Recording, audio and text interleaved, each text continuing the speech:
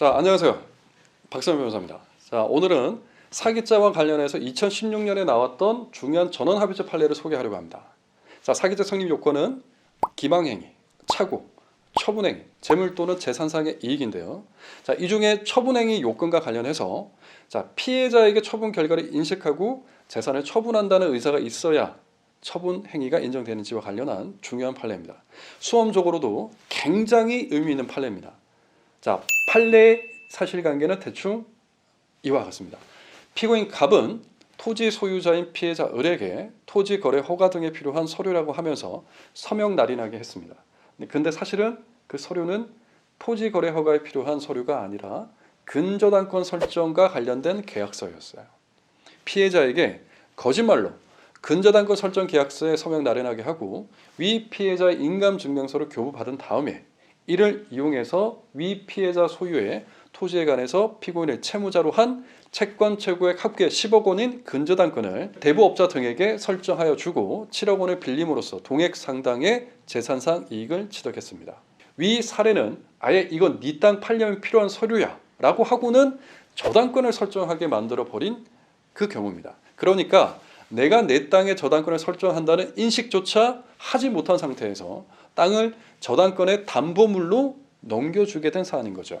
이 전압 판례가 나오기 전까지 판례 태도는 사기죄의 처분 행위는 주관적으로 피기망자에게 처분 의사, 즉 처분 결과에 대한 인식이 있고 객관적으로는 이러한 의사에 지배된 행위가 있을 것을 요한다는 것이었습니다. 따라서 종전 판례 입장에 따른다면 위 사례에서는 을에게 내 부동산을 처분한다는 인식조차 없었기 때문에 이러한 의사에 지배된 행위가 없었죠. 따라서 사기죄는 성립할 수 없게 되는 겁니다.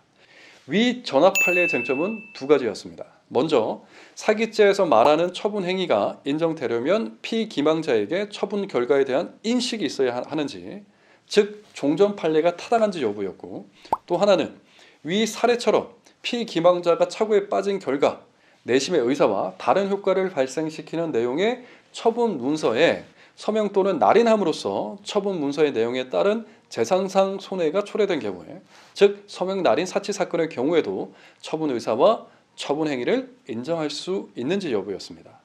자, 이와 관련해서 판례의 다수 입장은 사기죄에서 피기망자의 처분 결과에 대한 인식은 필요하지 않고 서명 날인 사치 사건에서도 처분 행위와 처분 의사를 인정할 수 있다는 거였습니다.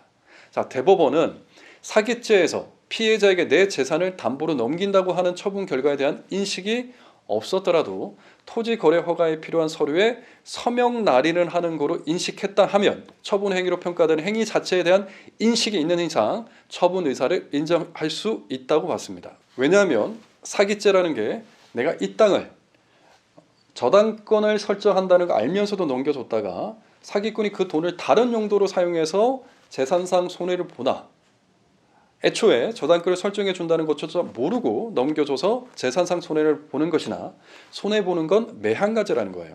또 판례는 비록 피기망자가 문서의 구체적 내용이나 그 법적인 효과를 미처 인식하지 못했다고 하더라도 내가 그 문서에 서명 또는 날인하는 행위를 한다 라는 인식이 있었던 이상 처분 행위가 인정되고 그 사기죄가 성립한다고 봤습니다. 보이스피싱 범죄 중에 피해자를 속여서 피해자가 지금 자기 계좌에 돈을 이체하고 있다는 인식조차 하지 못하도록 해서 송금을 받는 경우가 더러 있습니다. 예를 들어서 세금 환급을 해준다고 속이고 피해자를 현금 인출기로 유인해서 보이스피싱 계좌로 돈을 송금 또는 이체하도록 하는 변종 보이스피싱 범죄가 많이 기승을 부리고 있거든요. 자, 이런 경우에도 이제 사기죄로 처벌할 수 있게 된 겁니다. 위의 판례는 수험적으로 아주 중요한 의미를 가지고 있으니까 절대 잊어버리면 안 됩니다. 아시겠죠?